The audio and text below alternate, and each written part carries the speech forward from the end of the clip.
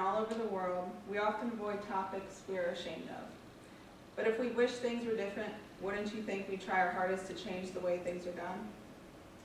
Ever since the first slaughterhouse was opened in the mid-1900s, the inhumane treatment of animals has been practiced.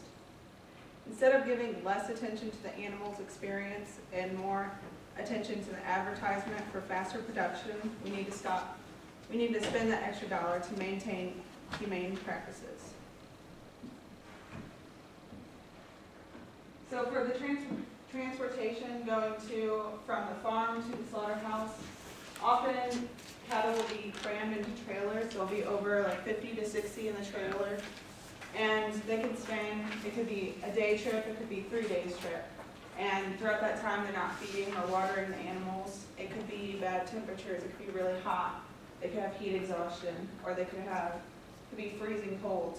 And it's unsanitary conditions. You're not taking them out of the trailer. They're just trapped in that trailer for those up to 3 days.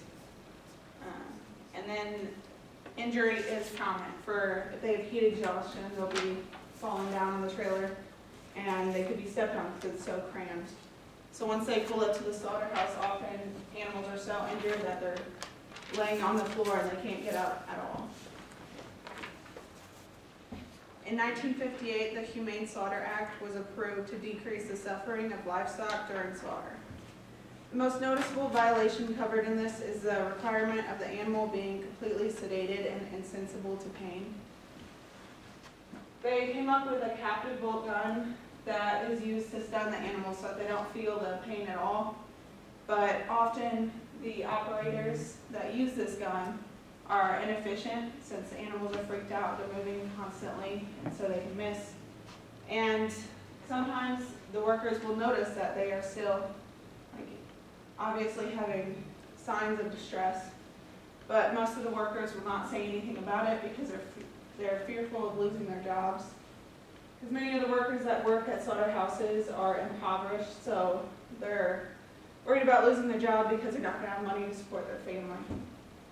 And then they also will often have illegal workers that are scared that they're going to be deported back home. For slaughterhouses, often there's a food safety and inspection service, the FSIS.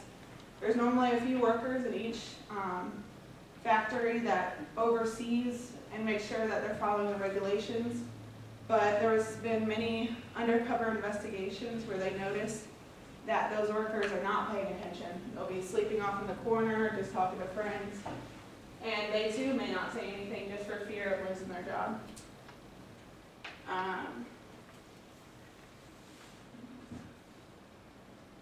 These are some of the regulations that were put in to use for the slaughterhouses.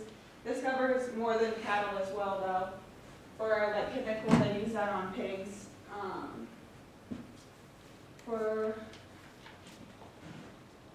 It covers anything from how the pen should be taken care of. It should have nothing that could potentially harm the animals as they're coming in and out. How they handle the livestock. The workers are not allowed to prod them with anything too violently. It should just be able to get them to know that they're supposed to move forward.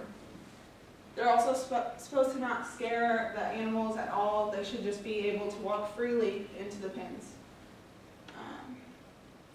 And then it covers the captive bolt, how to use it.